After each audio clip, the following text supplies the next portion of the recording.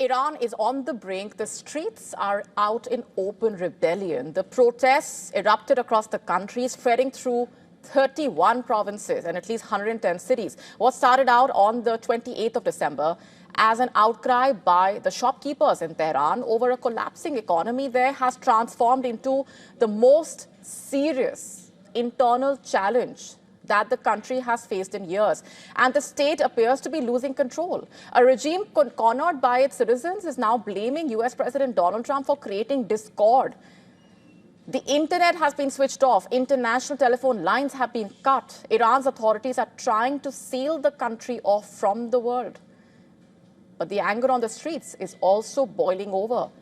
Of 13 days of an unrelenting protests on the ground, Iran's supreme leader now addressing the nation. His speech was a direct attack on the United States. Khamenei blamed the unrest on US President Donald Trump, accusing protesters of acting as foreign agents, claiming rioters were destroying public property. Listen to this. Let him, Trump, run his own country if he can. In his own country, there are all kinds of incidents going on. The Islamic Republic was established with the blood of several 100,000 honorable people, and it will not back down in the face of those who engage in destruction, nor will it tolerate mercenaries serving foreign powers.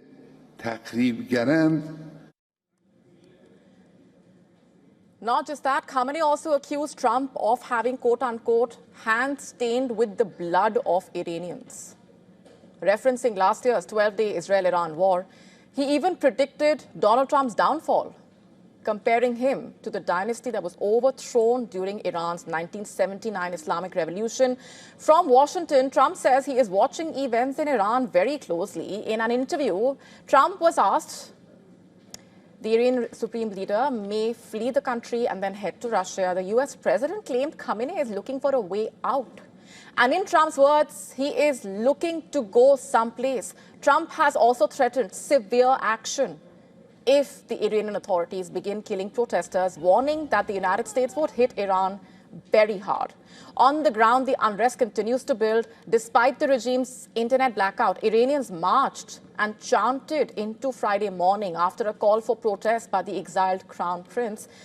He also called for another round of protests in Iran later tonight. State-owned Iranian media aired images of scorched buildings, burnt buses, debris-littered streets, blaming the rioters for the damage. At the same time, short videos shared by activists appeared to show protesters gathering around bonfires, chanting against the government in Tehran and other parts. The protests have also become a test of whether Iranians will rally behind the son of the Shah ousted in 1979.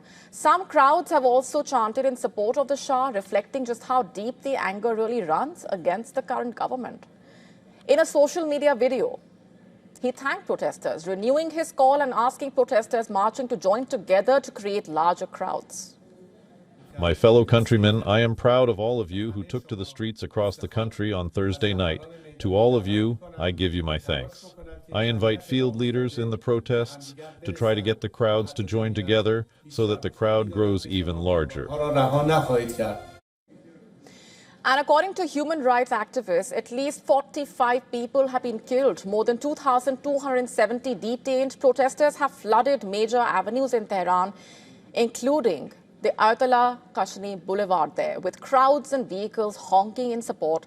Social media images showing demonstrations in Tehran, Tabriz, Mashhad, Isfahan, with chants of death to the dictator and death to Khamenei.